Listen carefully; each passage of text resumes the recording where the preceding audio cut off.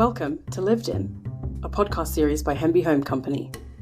Lived In is all about interior styling for the ordinary home. If you live in an ordinary house on an average street and you love design, this podcast is for you. Many of us long to infuse the places in which we dwell with both style and livability. But we also have to stick to realistic budgets. What does it look like to live in a space that transitions with you as life does? How do you build equity while creating a space that truly feels like home? And what can you do to make a space yours when it doesn't belong to you? Join me, Femi Koz, a realtor, content manager, and interior advisor, and let's find out. Hello, guys. Welcome to Season 2, Episode 6, I think. We're merrily rolling along. If you are into musicals, you will understand that reference. I feel like I have to start this episode off with somewhat of an apology because, unfortunately, the bathroom is still not done. I know. I'm disappointed too, but I have a reason. There are some things that we want to pick up and we're going to buy them in person in Virginia. So we have to wait until then for the reveal. We are very close though, so close. My punch list for that room at the moment includes to install the backsplash.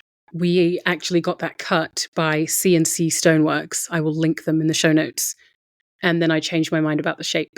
So that's back there being worked on.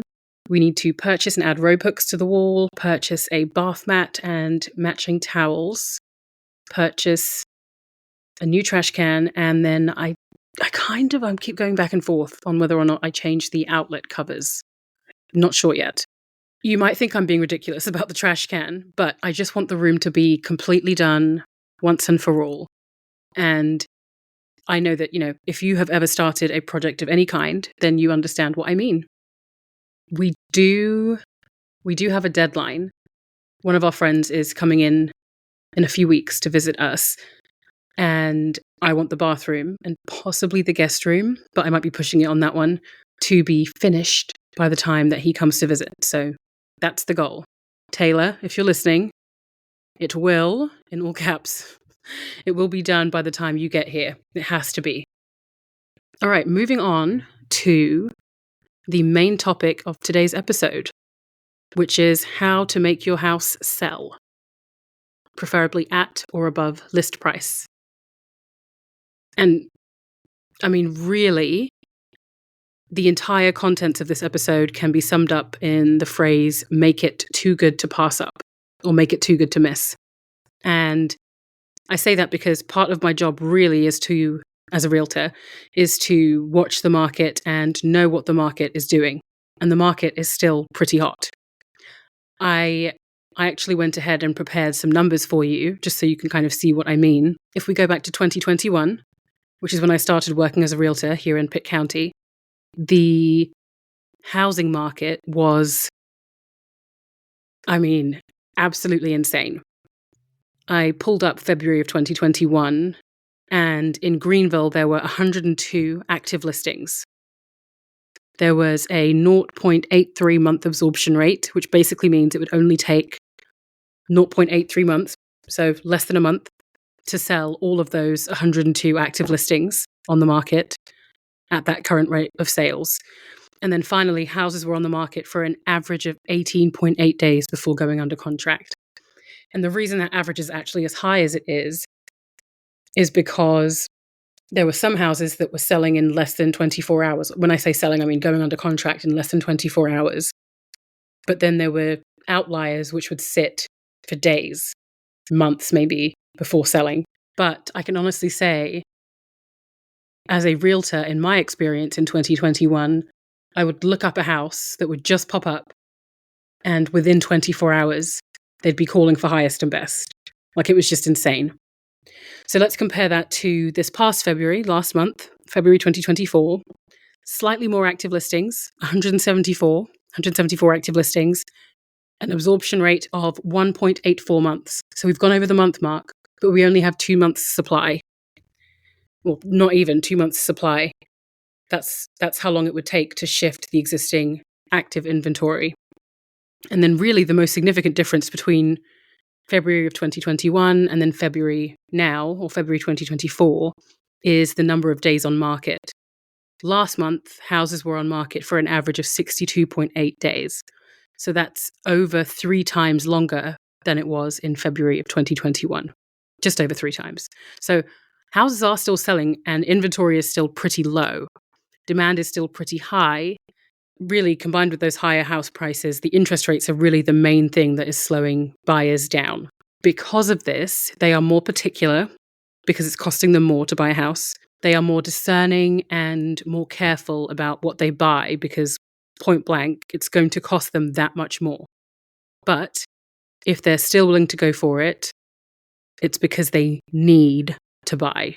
So there are buyers who are still shopping and it's because they need to buy. So to appeal to those buyers, if you are a seller, you need to make it just, too good to pass up. There are a few different layers to this, and we'll get into those after my thing of the week.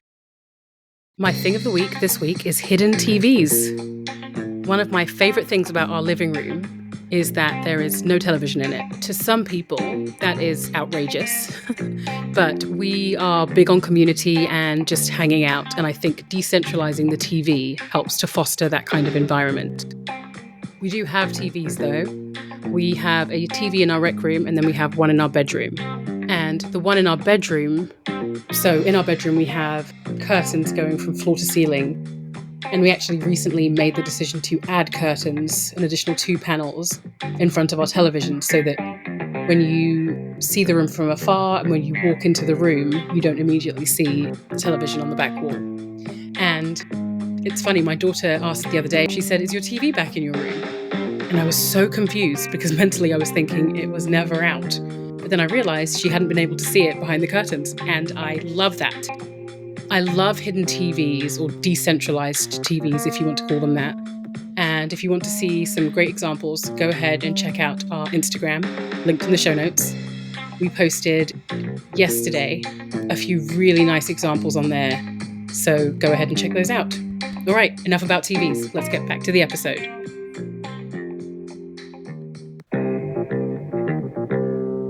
So there are a few layers to making your house impossible to pass up. I think some are more important than others, but that's going to be relative to where your house is, the exact market that you're in, and of course, the house itself. Because of that, I'm not going to rank them or put them in any kind of order. I'm just listing them. Let's start outside. I think I've said it before, but I'll say it again. Buyers do judge the book by its cover. So this means you really need to clean up the exterior of your home. Remove the weeds. Literally, if it comes down to it, pull them out with your hands. Tidy up the landscaping, trim bushes and trees. This is also important to inspectors because they're going to want to make sure that the tree limbs are not in danger of affecting the house. Pressure wash your house, clean the windows, have holes in siding repaired, or fill in between bricks. Repaint where there is chipped or faded paint. Make sure your roof is in good shape. If it's covered in debris, have that cleaned up. In the backyard or in the garden, tidy up. Don't leave dirty pillows or cushions out. If they're filthy and you don't want to wash them, throw them away or hide them somewhere, but don't leave them out. Please. Pressure wash garden furniture and screened porches. Organize bikes and other recreational items like surfboards or helmets so they aren't strewn all over the yard. Mow the lawn. Get rid of weeds again. Fill any patches of dirt with, with fresh sod. Landscaping doesn't have to be phenomenal, provided it's neat and tidy. And then make sure all doors and gates are properly mounted on hinges and that they close, open, and latch as designed. Next, let's tackle all the things that buyers don't typically see. So generally, I advise sellers to conduct pre-list inspections. During these, a house inspector will generally test absolutely everything in the house, to be honest. The HVAC, the electricity, the plumbing, the roof, the crawl space. They will look at all of it.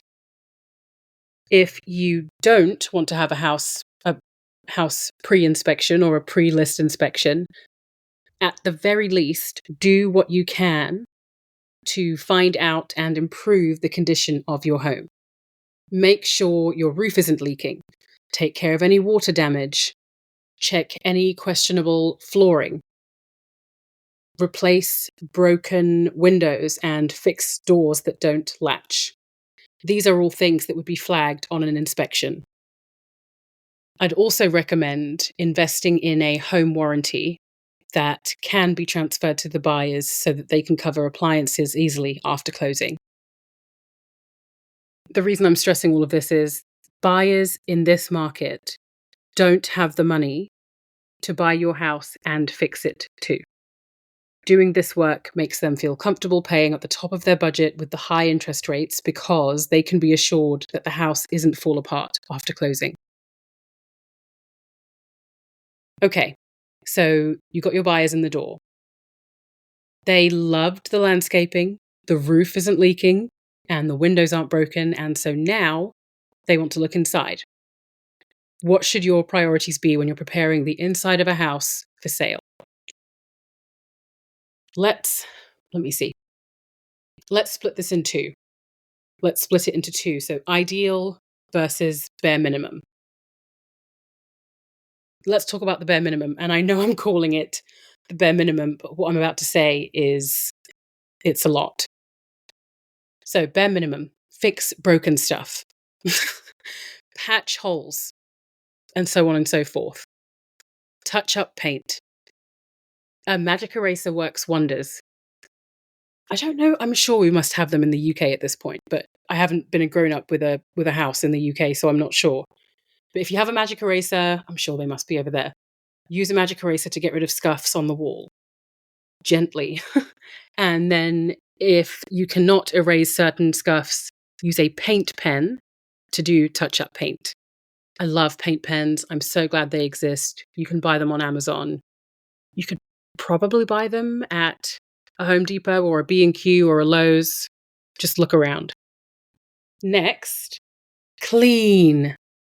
And I'm stressing this because while nobody expects your house to be completely spotless, good cleaning goes a very, very, very long way. I have shown dirty homes and they immediately show worse. It's just automatic. So make sure it's clean. Sweep or vacuum and mop floors, wipe countertops, wipe knobs. Oh my goodness, nothing grosses me out more, I think, than showing a house and you touch a doorknob or a cabinet knob and it's sticky. Just really gross. Wipe knobs and cabinets, clean and or repaint your baseboards or your skirting boards, that's what we call them in the UK. Make sure that there is no dust and that there are no cobwebs, because both of those imply no attention has been paid here in a very long time, which is not a good sign to a buyer. Tidy up. People want to see the space. They don't want to see your stuff in the space. Make that possible by decluttering so that they can see the room and get a sense of it. Put things away. Just strip it down so it's a bit more contained and pared down and people can easily get a sense of the space that they are in. Take down ripped curtains and throw them out, along with ripped bed linens, same with dirty bed linens, dirty towels, that kind of thing. Put them out of sight. Honestly, I love curtains. I love window dressings. I think that they have the capacity to greatly enhance the way a space looks. However, that appeal, that finesse is very much lacking when the curtain or the drape or the blind in question is ripped or filthy. So just lose it in that case. Don't even bother replacing it. Ahead of showings, I always tell clients to do a few more things. And a lot of these apply for photographs as well. So before the house is being photographed, do these things. Make sure that the trash is empty. That's really for showings, but you don't want the smells in there. So take your trash out. Make sure the toilets are flushed and closed. Works wonders. Make sure the sinks are empty, specifically the kitchen sink. Shove things into the dishwasher. Nobody cares if the dishwasher is full. It's just not a great look if the kitchen sink is full of dishes. Make sure that shoes, etc., are not clogging hallways. Have one pair of shoes, on the shoe shelf and hang a jacket. Put everything else away behind closed doors. Hide your toiletries. So put your toothbrushes in the vanity, or if you have a medicine cabinet, put them in the medicine cabinet, but put them out of sight. Put your shower gels away. Hide the bath toys, or at the very least, corral them in a nice way, in a basket or something like that, not just strewn all over the tub. If you have kids, personally, I don't want my kids' faces plastered all over a house that people are walking through. Same with being photographed and then put up on the internet, especially if your house is going to end up on Zillow. I wouldn't want my kids' faces everywhere. So I tend to take that kind of personal information away. Same with personal information like letters or bills. Take those off, put them in a drawer, close them away. And in a similar fashion, take fridge magnets off the fridge and take anything on top of the fridge off as well. Going back to the smells at the beginning, make sure that you add a scent plug or bring in fresh, very fragrant flowers, and that will help to make sure that your house smells good. Take loud pets out. Sometimes I've been to showings where the dog's in the garage and they just tell you not to go in, or the cat's in the house and they say, don't let the cat out. That's okay. Just make sure the cat isn't in there in the way and the dog isn't in there in the way, creating an off-putting experience. Finally, open blinds so that people can see how the light affects the room. Something I've seen a lot is people having curtains closed in pictures and closed during showings. And to me, that's just odd. Unless you're really trying to hide something that is really ugly outside, leave it open. It's great that way. See, I told you that was a lot. But like I said, at the top of that list, that to me really is the bare minimum. So if you have the funds and the time and the ability to go over and above and do the ideal, here's what I would recommend ideally. Have the entire house repainted in a calming color palette that is less jarring. This is a delicate one, and I know that we've talked a lot about beige houses. I'm not saying you have to go beige. However, maybe don't go bright orange. So just think about your use of color. Have the whole house professionally cleaned.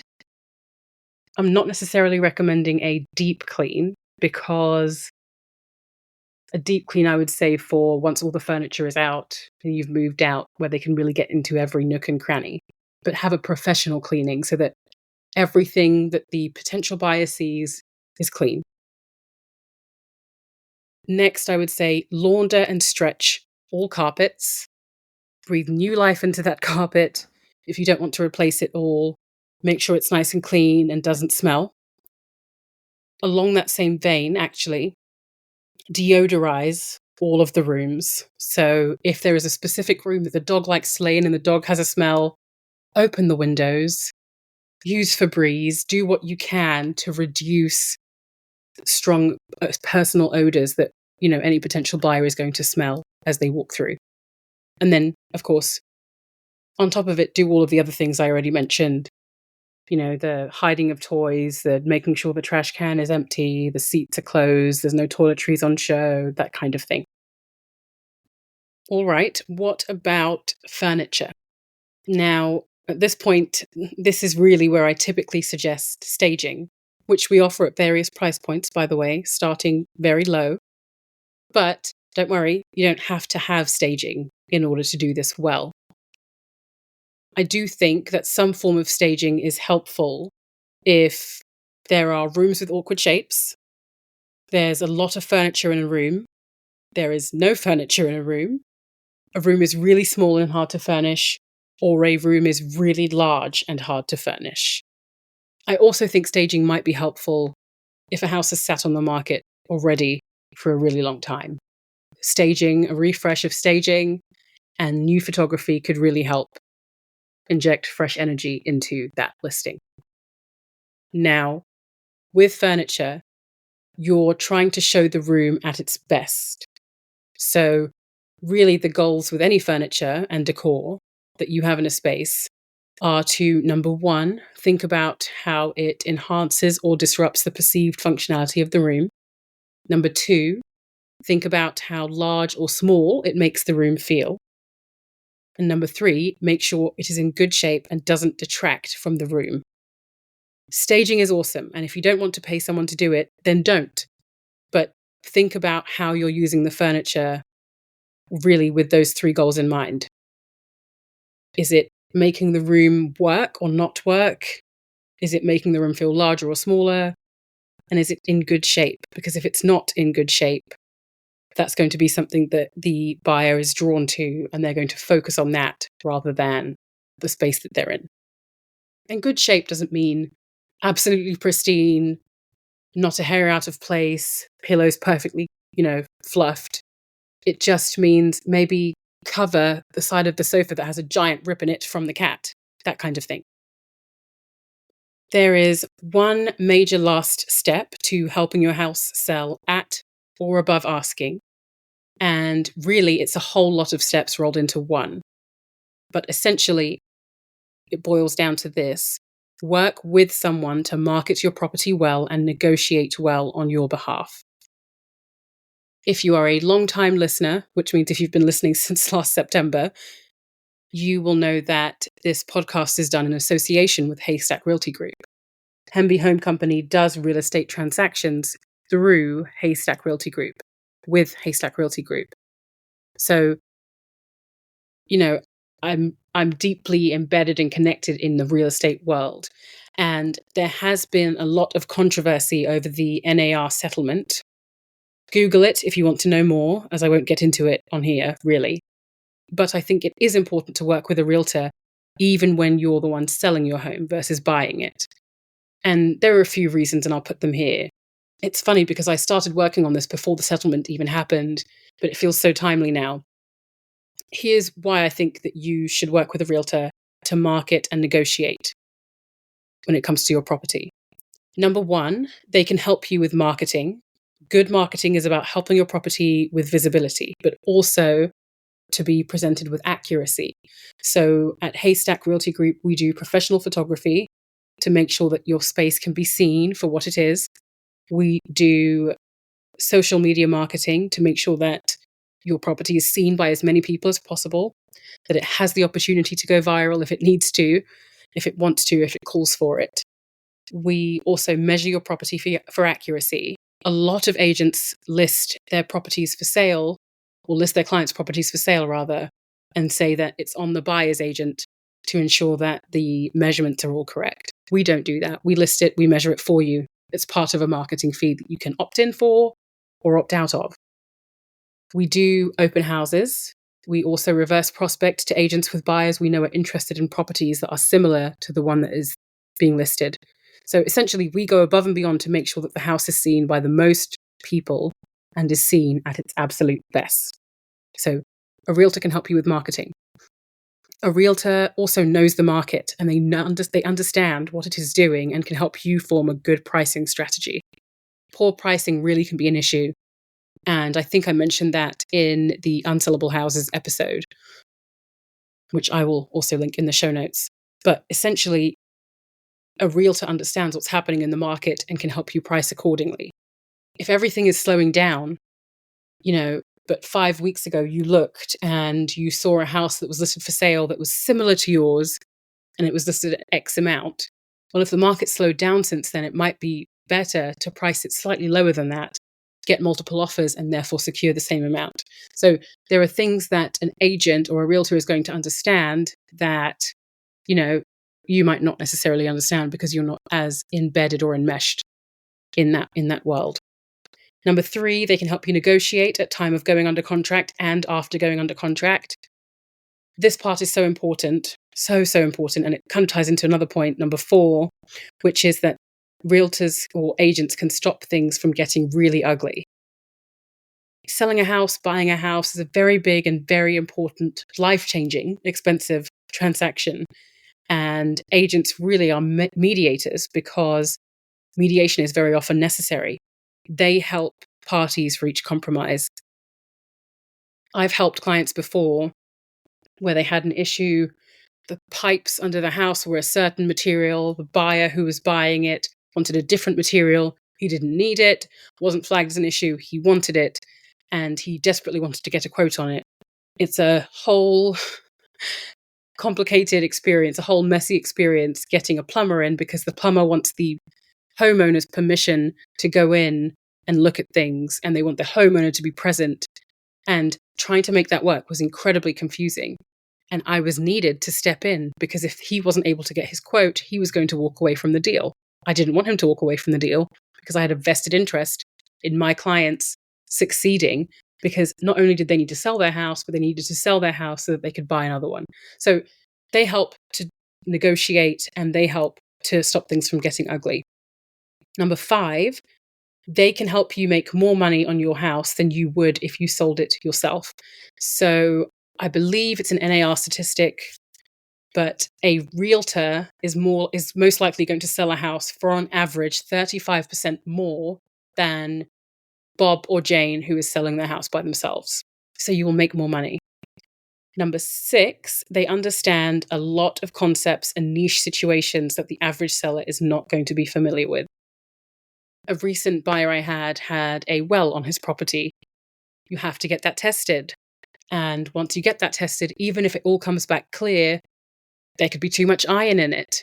I know that because I am working in the field and I'm working with others who have more experience than I have, who are familiar with a lot of the tests and little nuances that come with buying and selling homes. Number 7, and this one is the one that's probably most challenging to understand, especially if you understand a bit more of the NAR settlement situation. But essentially, an agent helps you to protect your bottom line. That's what a good agent does. A good agent meets with the sellers up front, discusses the realities of the market, explains the prices, and then also goes in alongside of their sellers, really, to negotiate on their behalf and protect their bottom line. So that when the inspections are happening and when negotiations around repairs are happening, the seller has a representative who's standing in the middle to protect their interests. Something that all sellers need to know is that they have the right to negotiate on the commission that they agree on with the agent that they work with. At Haystack, this is actually something that we have advertised on our website, which is the fact that sellers can choose their own commission. And as part of working with an agent, all sellers receive a cost estimate form. And essentially what it does is it helps to break down all of the moving parts, the moving financial parts that come with selling your house. And then it gives them an idea of what the total spend is on the sales front for them. So the job of a good agent is to help a seller limit their costs and maximize their profit.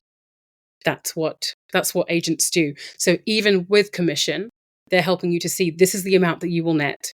This is the amount that you will, you'll walk away with. Yes, these are all the costs that are incurred with selling your house this way, but this is what you end up with at the end of the day. And they help to protect that at the end so everybody can hopefully leave with a smile on their face.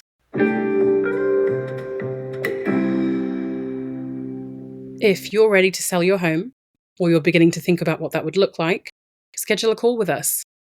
It's a no obligation call.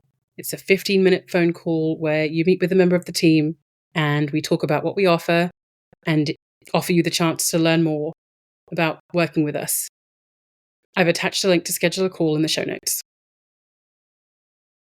All right, guys, that's it. I will see you in 2 weeks' time. Until then, have a great Easter, or a great Easter break if you don't celebrate Easter. Have a great time off, and we'll be back soon.